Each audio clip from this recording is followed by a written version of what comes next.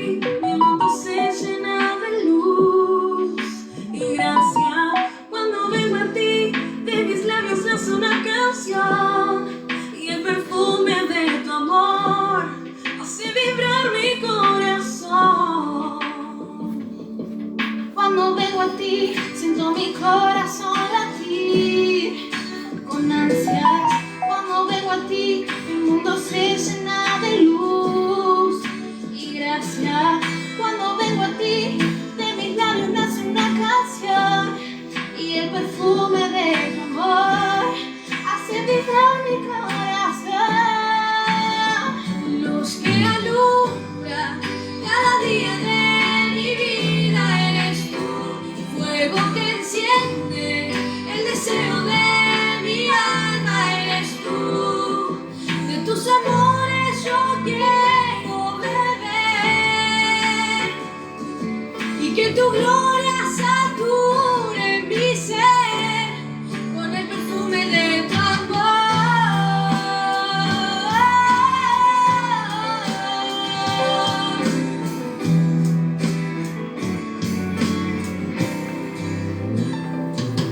Cuando vengo a ti, siento mi corazón latir con ansias. Cuando vengo a ti, mi mundo se llena de luz y gracia. Cuando vengo a ti, de mis labios nace una canción y el perfume de tu amor hace vibrar mi corazón. Luz que alumbra cada día de mi vida eres tú, fuego que enciende el deseo de mi alma eres tú. De tus amores yo quiero beber y que tu gloria sature mi ser. Luz que alumbra cada día de mi vida eres tú, fuego que enciende el deseo de mi alma eres tú. De tus amores yo quiero beber y que tu gloria sature mi ser con el perfume de tu amor. Shalom, presencia. Muy buenas tardes. Bienvenido a esta convocatoria que nos hace Jesús para este día miércoles. Qué maravilloso poder encontrarnos vos y yo en la mesa con el Señor, poder compartir sus enseñanzas, su palabra, eso que nos renueva en el espíritu y nos llena de su esplendor, de su gracia, de su gloria, y que nos va transformando conforme vamos avanzando en el día a día. Va generando eso que jamás imaginamos que podía ocurrir. Hay una transformación tan hermosa en nuestras vidas que podemos ver la vida de una manera diferente a como la veníamos viendo hasta antes de conocerlo a Él. Hoy, mientras bosquejaba el tema de hoy, le puse un título y ese título es Su invitación transformó mi vida. ¿Quién te invitó al Evangelio? Uno de mis hijos tiene el privilegio de haber nacido, como escuché por allí, en cuna evangélica. Es decir, desde el vientre de su madre vino alimentándose de la palabra de Dios. Y es maravilloso verlo crecer, no solamente en el modo natural, sino en el espíritu. Y me recordaba a mí, cuando el Señor me buscaba, golpeaba mi puerta y yo no le abría. Lo he contado muchas veces y hoy me produce gracia decir, Ángel, qué duro que eras, pero el amor del Señor me abrazó tantas veces. Claro que tuvieron que pasar un montón de años para que me diera cuenta de eso. Y en eso se hicieron los cimientos, se solidificaron mi lealtad hacia Jesús. Así que en esta convocatoria te animo y te invito a que hagamos juntos una oración. Cerrá así tus ojos y repetí conmigo, yo te voy guiando, Señor. Abro mi corazón a tu palabra, para que pueda salir de mis pensamientos, de mis preocupaciones, de mis problemas, y escuchar lo que hoy tenés para decirme. Señor, así como hiciste el milagro de transformar el agua en vino en las bodas de Caná, te pido que tomes mi vida, la transformes y la diseñes conforme al propósito para el que fui creado. En tu nombre, Jesús, lo declaro hecho. Amén y amén. Vayamos entonces hoy al inicio de esta palabra tan maravillosa que puso Jesús en mi corazón. Te voy a compartir nada más que la primera parte, porque creo que no hay nada que debamos perder de aquellas enseñanzas que Jesús dejó y que podemos leer a través de la palabra, a través de los evangelios, y que va transformando nuestra vida todos los días, cada segundo. Escuchaba un testimonio por allí que decía, tomé 3 pancitos, y cuando habla de 3 pancitos habla de 3 rodajas. Imagino que la persona que cuenta estaría en un momento bastante especial. No sé si decirte escasez, pero especial, porque allí no tenía lo que necesitaba. Y se propuso de que no se le iban a quemar las tostadas. Así que mientras las tostadas estaban en el fuego y estaba determinada a que no se le fuesen a quemar las tostadas, se puso a mandar mensajes, claro, mensajes relacionados a sus experiencias con Dios, compartirlo a Cristo. Y claro, una de las tostadas se le quemó y se enojó. Y el señor que estaba en ese momento con ese dice, ¿te das cuenta? Estás al lado de las tostadas y te quemaron igual. Así le pasa a mucha gente. Pueden estar muy cerca mío, pero no me están mirando, no me están prestando atención. Y me sorprendió este testimonio. Dije, wow, ¿cuántas veces hablamos de Dios, hablamos de Jesús, pero no estamos atentos a su mirada? No estamos atentos a lo que nos dice. Aquellos pasos que debemos dar y que muchas veces nos traen lágrimas, nos traen arrepentimiento, nos traen dolor. Estar atento a lo que nos dicen transforma nuestra vida. Hoy por la mañana escribí en mis estados de WhatsApp una frase que me impactó desde su creación. Dice, somos en la vida la huella que dejamos en el otro, como papás, como hijos, como hermanos, como vecinos, como socios, como personas dejamos e influenciamos en la vida de otros. Y lo hice con la convicción de que van a haber días de gozo y de paz para cada persona que lo lea. Porque sé que a través de esta frase les he compartido a Cristo. No les compartí un versículo bíblico, no lo mencioné a Jesús, pero sí mencioné esto, que somos de influencia en otros, desde lo bueno y lo malo, claro. Y principalmente lo que pretendemos nosotros cristianos es dejar una influencia positiva de Cristo. Esa huella que nosotros dejamos no es nuestra huella, la huella es la de Cristo en la vida de aquella persona a la que le sembras una palabra de bendición, una palabra de esperanza, una palabra de amor. Y experimentando lo nuevo y aceptando que el pasado ya no te pertenece. Hace 5 minutos atrás, antes de que empezara esta práctica, ya no te pertenece, ya no es tuyo, ya no podés volver a hacer, ni decir, ni hacer nada de lo que ya no hiciste en esos 5 minutos anteriores al inicio de esta prédica. Ya no te pertenece. Y cuando podés aceptar de que el pasado es pasado y que ya no te pertenece, podés experimentar la esencia de la vida en Dios. Esa vida que Dios nos ha prometido, de buenaventuranza, de bendición, de progreso en todas las áreas de nuestra vida, la vida eterna. Pero mientras estamos de paso acá en la tierra, Dios nos ofrece aflicciones. Las aflicciones generalmente las provocamos nosotros mismos con nuestras actitudes. Pero si escuchamos y estamos atentos a las tostadas, diría yo, no se te van a quemar las tostadas porque estás atento a la mirada, a la palabra que Jesús te brinda cada día.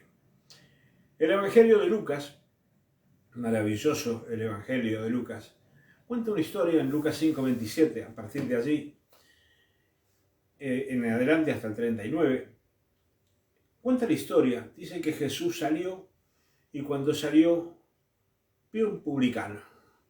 Ese publicano era Leví, que estaba en el lugar, sentado en el lugar de los públicos, dice.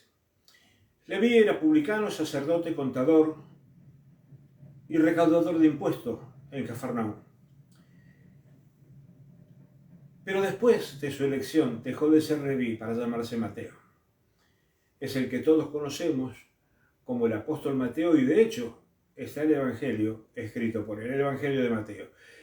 Pero es llamado Leví cuando relatamos la historia del llamamiento que le hizo Jesús. Obviamente la vocación de seguirlo. Dice que cuando Leví escuchó el llamado de Jesús, dejó todo lo que estaba haciendo. Se levantó, dejó todo como estaba y lo siguió a Jesús. Celebrando, obviamente, este llamamiento. Y dice que Leví, para demostrar su agradecimiento, como haríamos cualquiera de nosotros cuando algo sentimos que nos bendice, que nos hace bien, bueno, Leví lo que hizo fue celebrar una fiesta en su casa, una gran fiesta en su casa, en la que obviamente estaba Jesús, estaban otros discípulos, y también estaban los amigos y conocidos de Leví. Bueno, los amigos de Leví no eran buenos muchachos, pecadores, ladrones, prostitutas. Es decir, que el pecado en la casa de Leví fluía como el agua de un río. Todos dispuestos a estar en el banquete, todos dispuestos a tener su porción en el banquete. Y dice que los escribas y fariseos que vieron esta situación, que también estaban en la fiesta, estaban horrorizados. ¿Cómo Jesús va a estar acá entre medio de esta gente?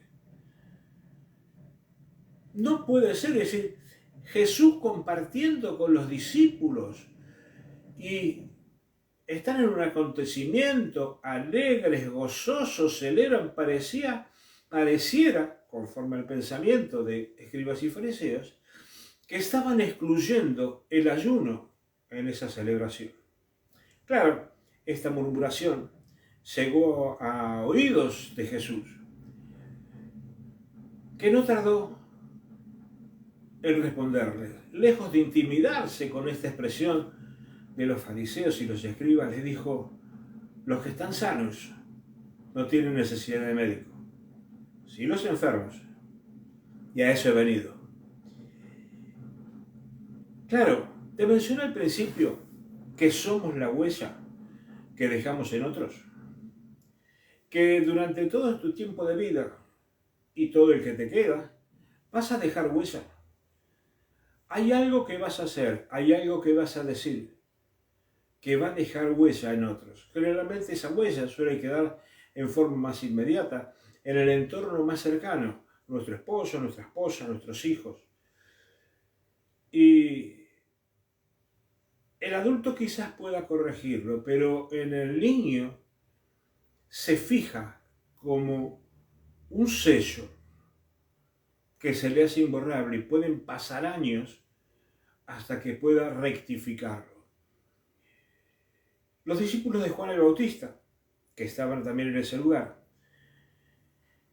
influenciados por los comentarios y las malas intenciones de los fariseos, se acercaron a Jesús y le dijeron: los discípulos de Juan ayunan a menudo y ofrecen oraciones, y también los discípulos de los fariseos, pero los tuyos comen y beben.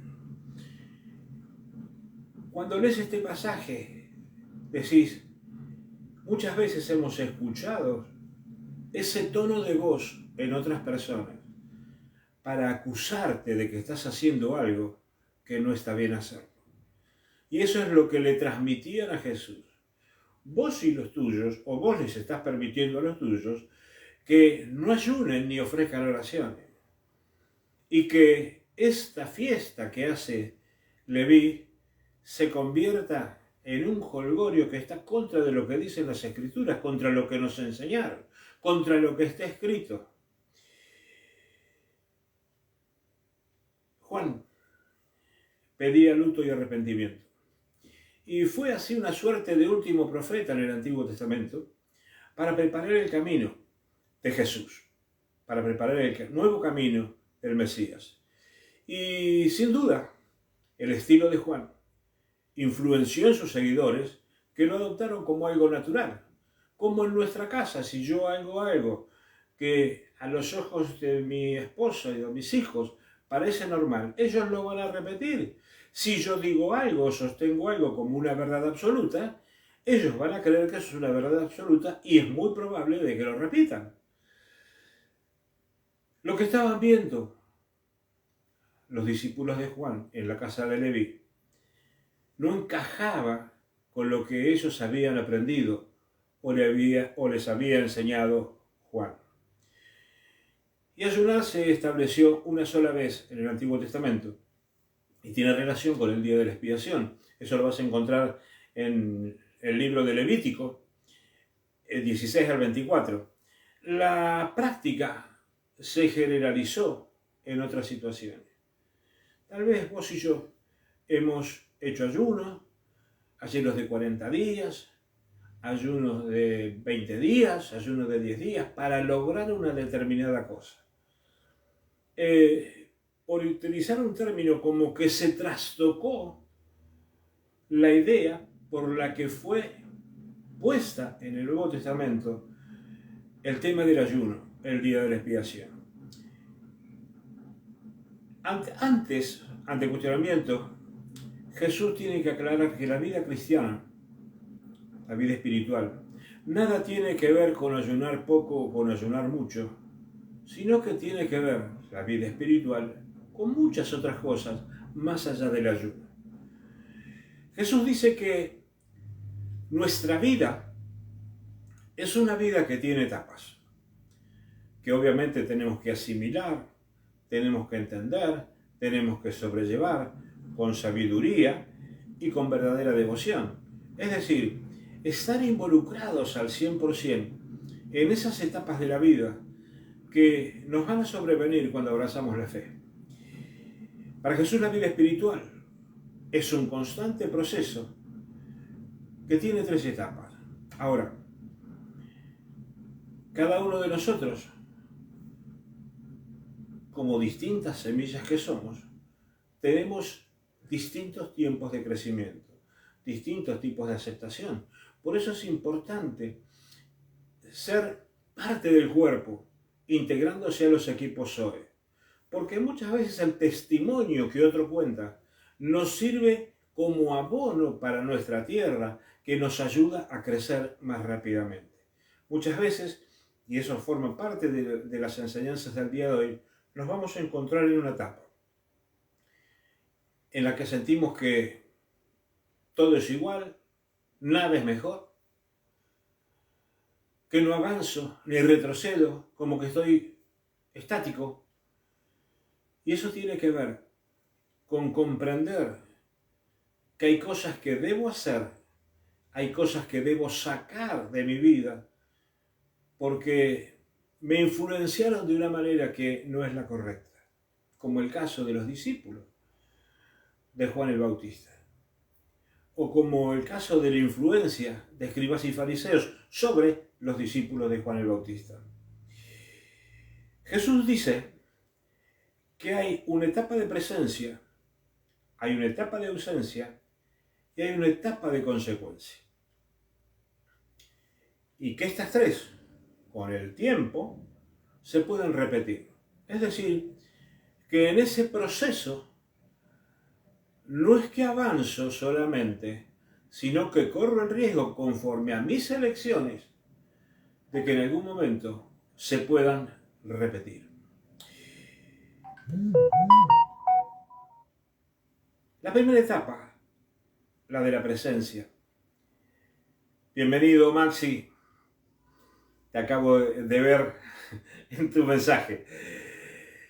La etapa de la presencia. Jesús dice, mientras el esposo está con ellos, esto lo encontrás en el Evangelio de Juan, Dice, los escribas y fariseos no solamente estaban enojados con los amigos de Leví, con los discípulos, por el gozo que disfrutaban con Jesús y los demás invitados.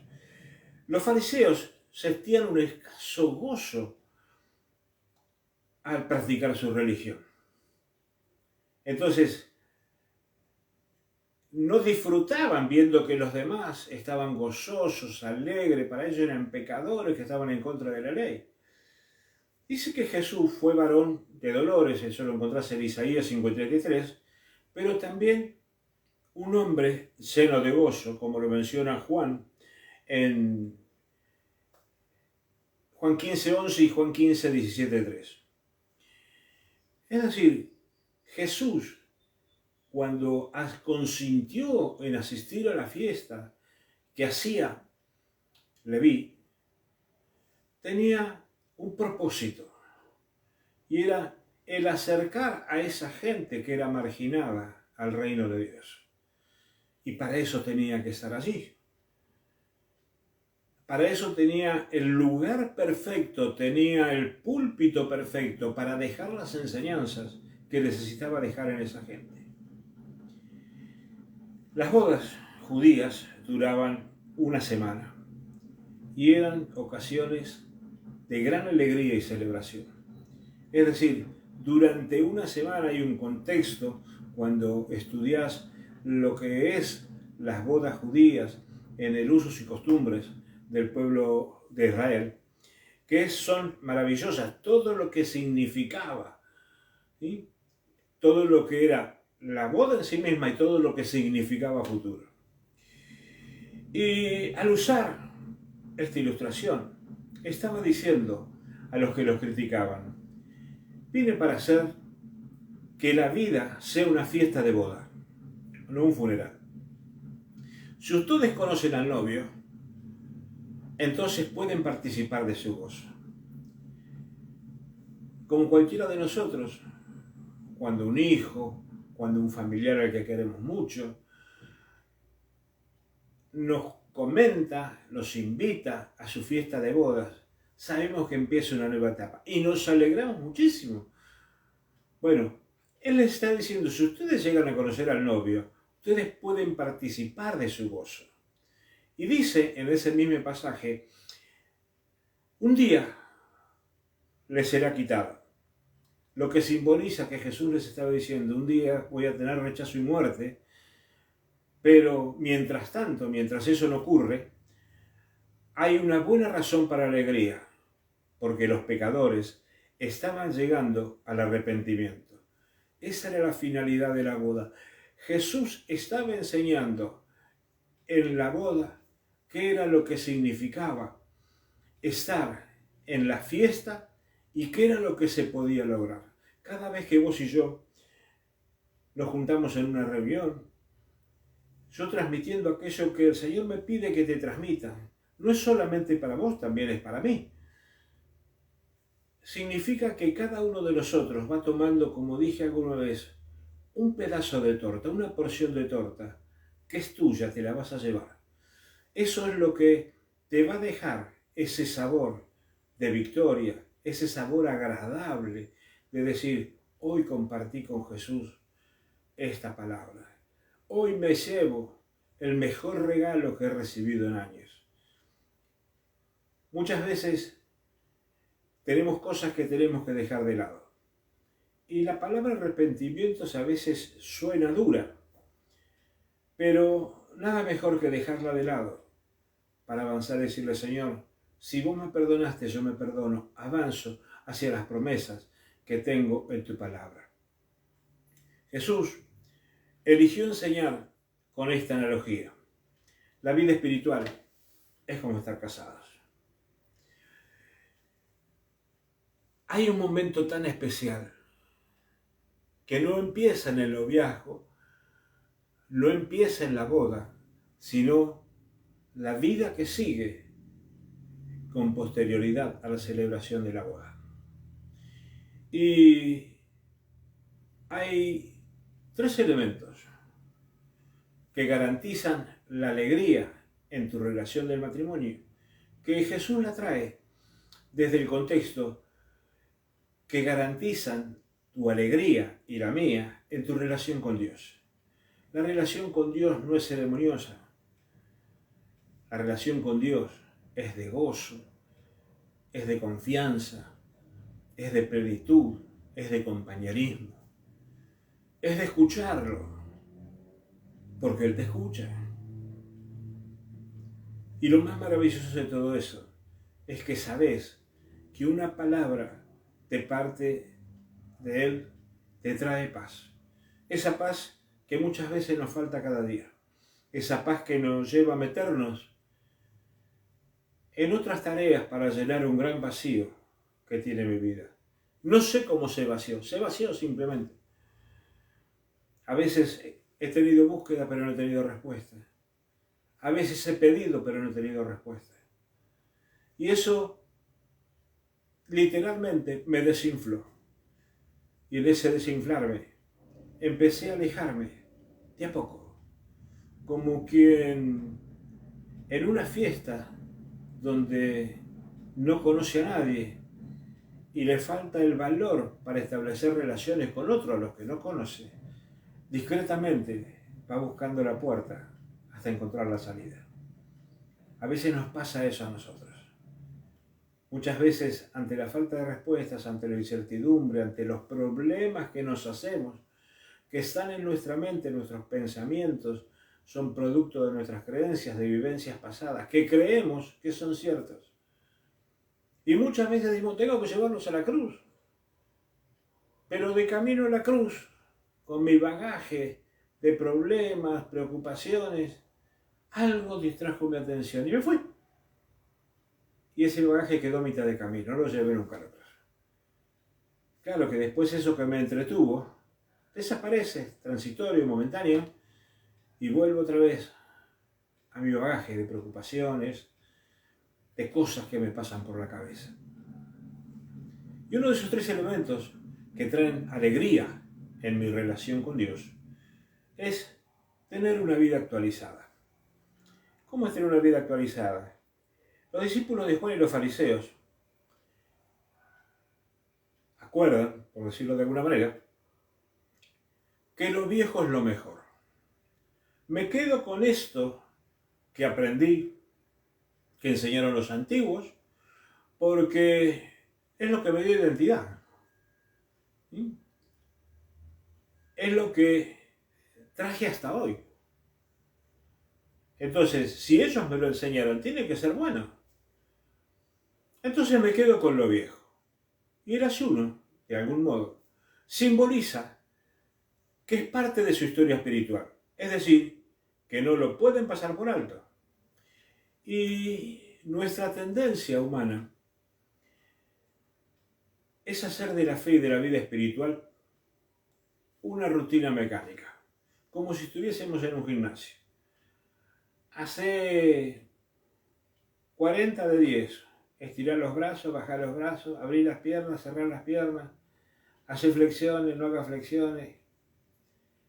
Lo convertimos en una rutina. Hábitos y costumbres que no cuestionamos, simplemente es así. Y que con el tiempo se convierten en actividades obligadas y vacías. Porque llega un momento que todo lo que hago no me deja nada. Ni siquiera me deja un sabor amargo en la boca, algo. Simplemente es, lo hago porque hay que hacerlo, lo hago porque me enseñaron que así tenía que hacerse. No lo cuestiono. Y en ese no cuestionar, esa rutina nos empieza a hacer peso. Y nos hace un peso tremendo, que muchas veces hasta negamos a Dios en nuestra vida. De boca para afuera, diría mi abuelita. Sí, Dios. Pero boca para adentro, mi corazón está en sombras. Mi mente está nublada. Mis ojos espirituales ya no ven como debieran ver.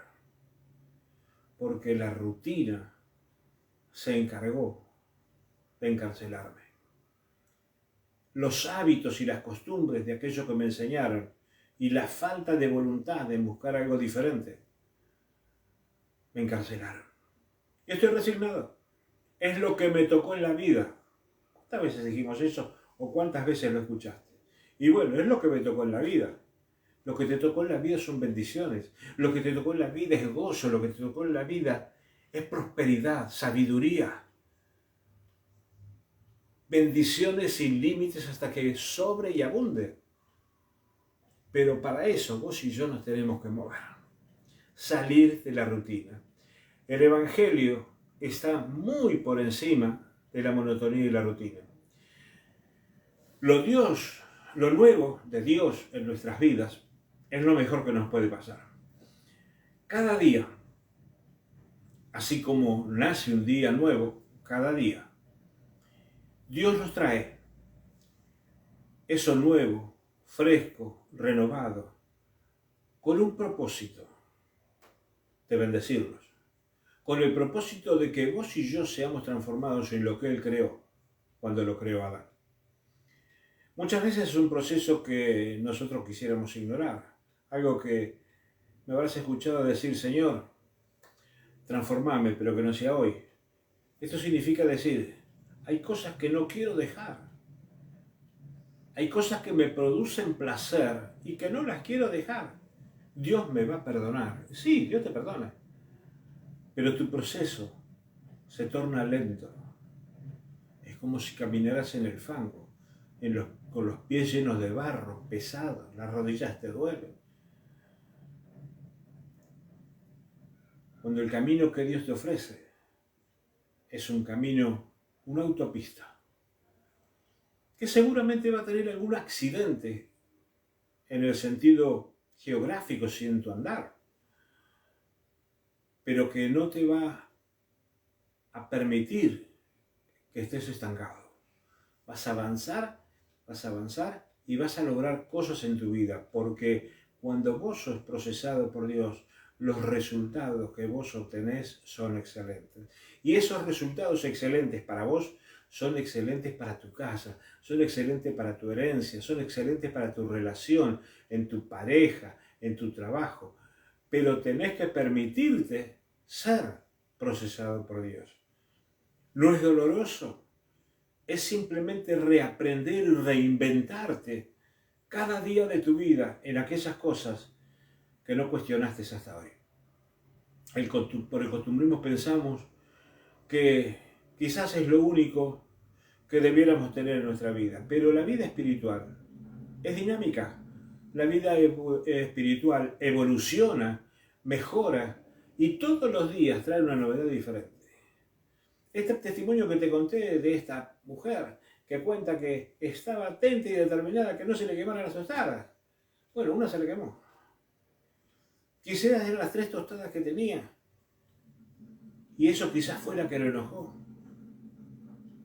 Pero cuando vos estás atento a la mirada de Dios, sostenés la mirada, ese face to face que tenemos con las personas que admiramos, con las personas que amamos. Bueno, estás atento a lo que te dice. Es más, estás tan atento que muchas veces hasta podés anticiparte a lo que te va a decir. Y no es un don, no es un talento. Es simplemente que existe una conexión a nivel espiritual que te permite saber que estás conectado con el otro. No cambiamos o no nos transformamos. Primero porque tememos al dolor. Entonces, si duele, no lo quiero. Y si lo cambio, ¿cómo va a ser después? Bueno, esa ansiedad de saber el futuro sin disfrutar el presente. Es que todo lo nuevo tiene un sabor a desconocido, distinto. Me hace sentir vulnerable porque no tengo el control. Es decir, que voy a tener que estar en guardia para ver qué es lo que se viene. Y eso se llama falta de confianza. No confías en el otro o en la otra o en la situación o en las circunstancias, porque tampoco confías en vos. Y qué alegría deberíamos tener cuando esa transformación se produce en nuestra vida de parte de Dios. Aquellos que vamos avanzando, deseando esa transformación cada día, que nos vaya sacando del viejo hombre, de ese que antes era violento, contestador, jugador, bueno, todo lo que vos quieras poner, pero que está en el camino de la transformación de un hombre nuevo, distinto, diferente, que ya no tiene la mirada del enojo o la provocación. Sus ojos transmiten paz. Su actitud corporal transmite paz. Bueno, esa es la mayor alegría de saber que vamos adelantándonos en ese proceso al que Dios quiere someternos. La segunda cosa es una persona desactualizada. La persona desactualizada es la clase de personas a la que lo guía el cuestionamiento, que no acepta por fe el desafío de la transformación. La emoción, la adrenalina de moverse en otras dimensiones. Y créeme que es maravilloso cuando Dios te habla. Créeme que cuando estás trabajando con Él y para Él, hay cosas que no nacen en tu humana sabiduría. Es algo que sentís en tu espíritu y brota por tus labios. Y eso es lo más maravilloso. Cuando te permitís la transformación, cuando te permitís decir, bueno, esto yo ya no lo quiero para mí. Y el que te guíe te trae paz. No es la comodidad de decir, bueno, que otro haga. No. Lo tenés que hacer vos. Pero a diferencia de lo que ocurre en el mundo natural, cuando Dios te habla, te transmite su paz. Te transmite su paz, su seguridad, su fortaleza. Entonces vos avanzás confiado. Y ya tu voz transmite paz. Escucharte te da gozo. Y la tercera cosa, es una persona que pierde el discernimiento. Los discípulos de Juan se habían identificado con los escribas y fariseos porque creían que compartían algo que los hacía iguales. La queja, la crítica, la murmuración, lo religioso. Y en realidad, lo que habían perdido era el discernimiento espiritual. Una persona que vive en estancamiento es una persona que va a vivir cuestionando lo que otros hacen, lo que vos haces. En un pasaje dice, cuando le hablan a Jesús, dice, pero los tuyos comen y beben. Los discípulos dan a entender, los discípulos de Juan, dan a entender que ellos viven en otro grupo diferente al grupo de Jesús. El grupo donde ellos viven es un grupo de élite, es un grupo santo. No es estos libertinos que están en esta fiesta mezclados con la peor escoria de la época. No. Y lo que ocurre es que se quedaron estancados en un estatus, en un modelo que les dio justamente eso, estatus y comodidad. Y no está mal. Quizás esa línea de pensamiento. Pero alguien me enseñó una vez, cuando me preguntó, ¿cómo estás, Ángel? Y lo que contestamos todos es como si nos hubiesen hecho en serie. Bien. Ese bien cortante, seco, es, no me preguntes nada porque no te quiero contar. Y esta persona, lejos de preguntarme qué es bien o qué me querés decir con bien, me preguntó, ¿te gustaría estar mejor? Y me sorprendió, porque yo sabía cómo estaba. Entonces la pregunta hoy es, si estás bien, ¿no te gustaría estar mejor? Morir un poco a lo bueno conocido. Ese dicho por allí dice, más vale algo malo conocido que bueno por conocer. Pero en las cosas de Dios, lo bueno siempre es bueno. Pero siempre hay algo mejor a eso bueno que estás experimentando. Dice que nadie que haya bebido vino añejo quiere uno nuevo, porque dice, el añejo es mejor. Y créeme que muchas veces he experimentado eso cuando he salido con amigos. Tomá de tal marca porque es la mejor que hay.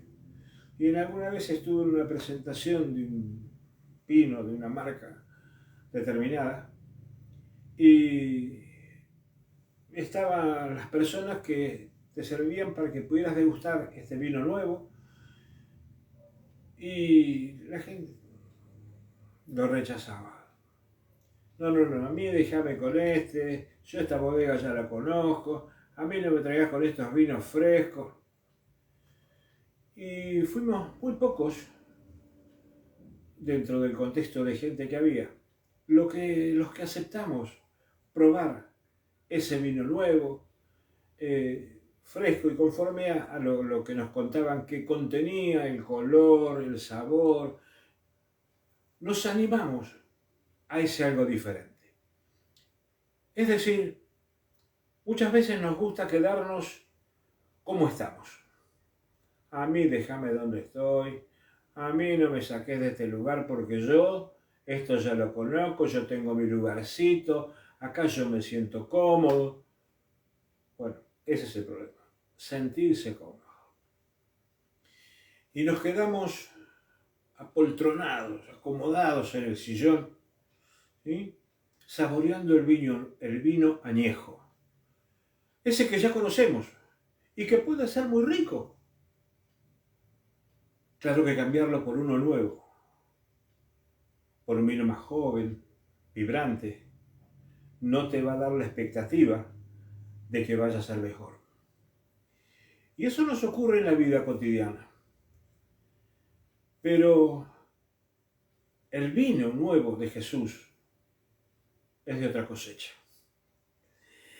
Es un vino que no está procesado por manos humanas, ni madurado por sistemas o por denominaciones. Es el mejor vino, porque el vino del Espíritu es aquel que como un anticipo profético diera Jesús a beber en las bodas de Caná. El vino del Espíritu no te ata a la sobriedad, ni te empuja al desenfreno, sino que te embriaga, te envuelve. Es como un perfume, ese perfume que una persona pasa y va dejando ese halo, decir, ¿qué perfume es? Porque el aroma te envolvió, te invadió las narices, ¿sí? Y por más que la persona pasó, se fue, vos te fuiste del lugar, pero ese aroma se quedó impregnado en tu nariz, se quedó impregnado en tu sangre. Te envuelve con un gozo y con una alegría que no podés explicar, a menos que lo experimentes.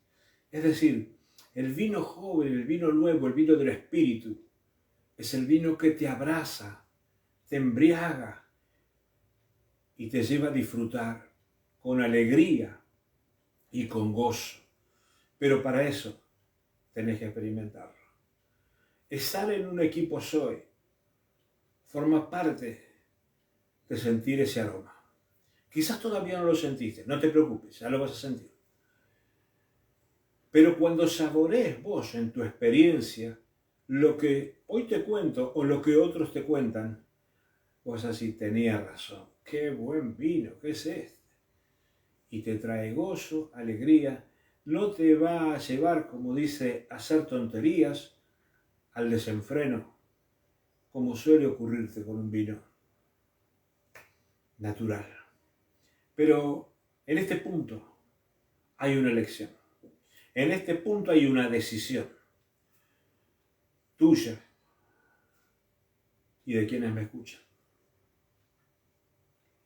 Podés conformarte con lo que tenés o lanzarte a remontar las alturas. Esto es desplegar las alas como las águilas y volar hacia lo desconocido. Volar buscando su presencia. Claro que en el camino te van a seguir los cuervos, pero tus ojos no se cierran cuando ves brillar la luz del sol, cuando ves brillar al Señor. Los cuervos no. Por eso, hoy es un día especial en el que oro para que esta enseñanza llegue a tu espíritu y se selle. Hay 3 dimensiones que Dios nos asegura cuando estamos en su presencia. Una es que trae felicidad. No significa la inexistencia de dificultades o contratiempos, pero nos trae felicidad. La otra cosa que nos trae es identidad. Y la tercera cosa nos da seguridad. Es un poco lo que te mencioné hace un ratito en el contexto de qué es lo que significa tener la identidad con Dios.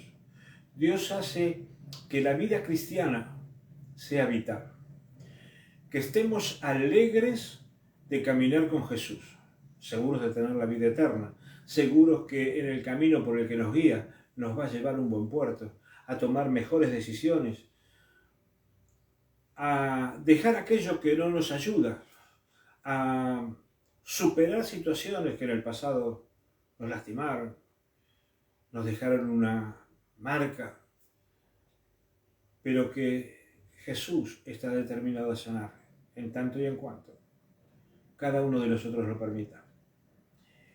Vivir en su presencia cada segundo de tu vida y disfrutar de lo que te da.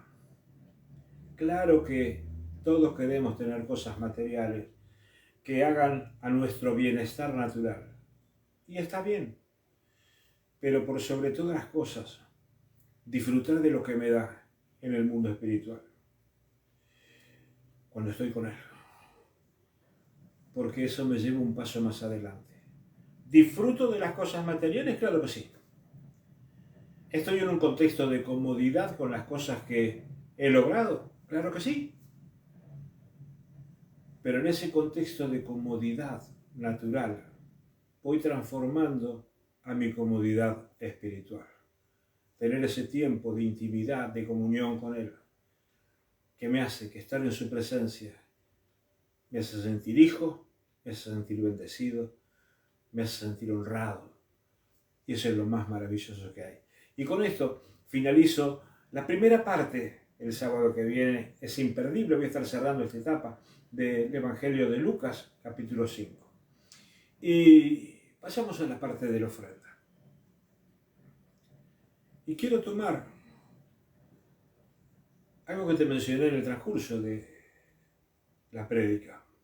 Está en Juan 2, 1-13 y relata justamente una boda que se celebraba en Galilea y que las conocemos como las bodas de Caná.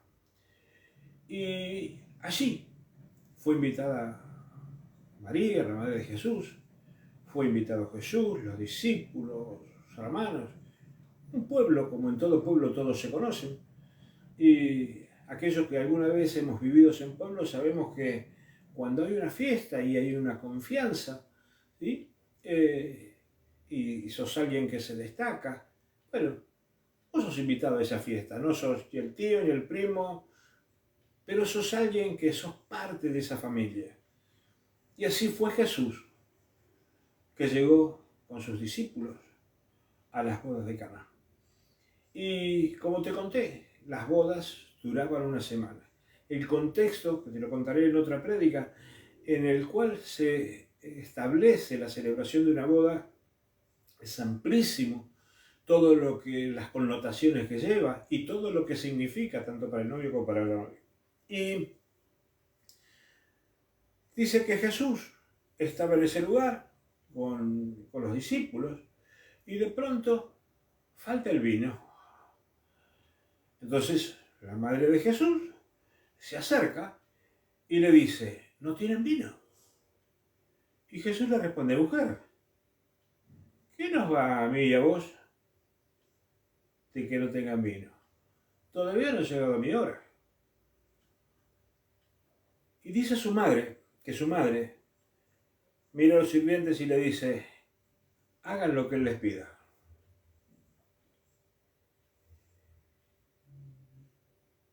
Y dice que había en ese lugar 6 tinajas de piedra puestas para las purificaciones de los judíos, algo que está dentro del contexto del uso y costumbres judías en aquella época.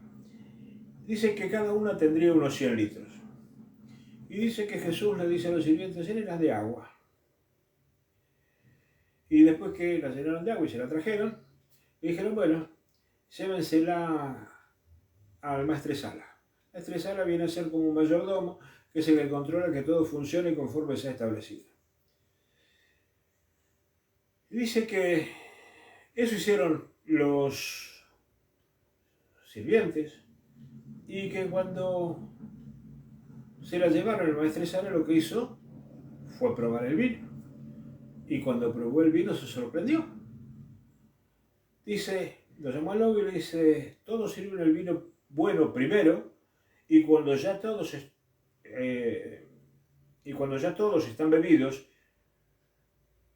traen el inferior, pero tú has guardado el vino nuevo hasta ahora. Claro que los sirvientes sabían qué es lo que había hecho Jesús, pero guardaron silencio. Allí en Caná de Galilea Jesús finalizó la primera semana de su ministerio. Pero lo que rescato de esto es que para el mundo natural se llevó el novio la admiración del maestresala. Dije, el vino bueno lo pusiste para el final, no cuando ya todos estaban bebidos. Pero hay aquí un segmento que tenemos que ver. Jesús estaba determinado a dar. Y eso fue lo que hizo. Dio. No era su responsabilidad, sino la responsabilidad del novio y de quienes organizaban la fiesta, conforme a las costumbres judías, el que hubiese suficiente provisión de vino. No dependía de Jesús, pero Jesús eligió dar. Y cuando nosotros podemos entender este principio, más allá del milagro, podemos entender que nosotros somos la continuación de Jesús. Somos hermanos con Jesús. Y Él nos dejó una enseñanza. Hay muchas cosas que no nos corresponden en la vida, pero sin embargo lo hacemos. Y eso es dar, sin esperar recibir absolutamente nada a cambio. En esa boda nadie hizo alarde de lo que Jesús había hecho. Simplemente dio. Y eso habla de que cuando vos das desinteresadamente, todas las bendiciones vienen a tu vida. Hay un reflejo en el mundo espiritual que cuando vos abrís tu corazón de buena voluntad, sin quejas, sin reproche, sin cuestionamientos, el mundo espiritual se abre a tu favor.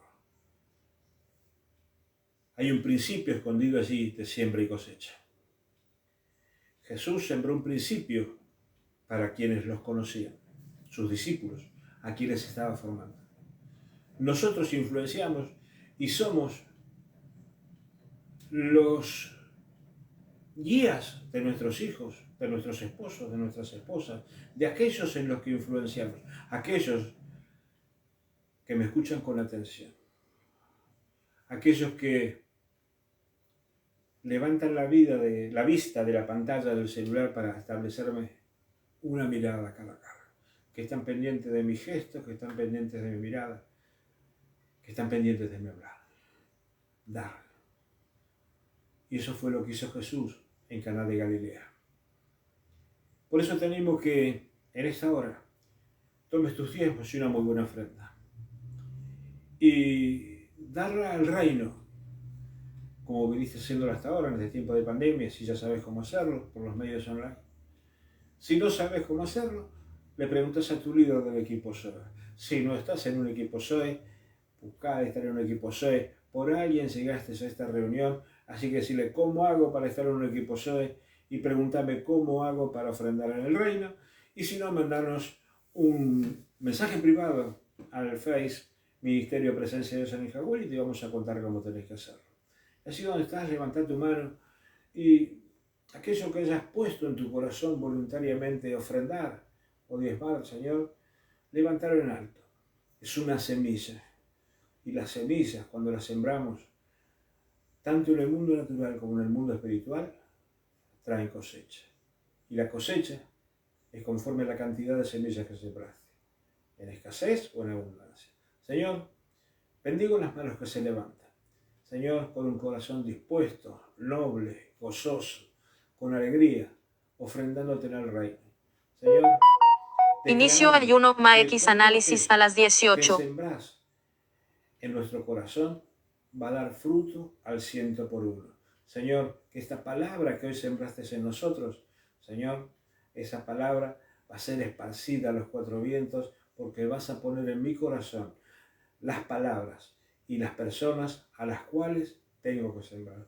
En tu nombre, Jesús, lo declaro hecho. Amén y amén. Te bendigo, que tengas una excelente jornada. En unos minutos más, en media horita más, la siguiente reunión, vamos a estar compartiendo una palabra de bendición que va a producir un cambio, una transformación tan excelente que vas a decir, no puedo creer que se hayan abierto estas puertas de bendición para mi vida. Te bendigo. Chao.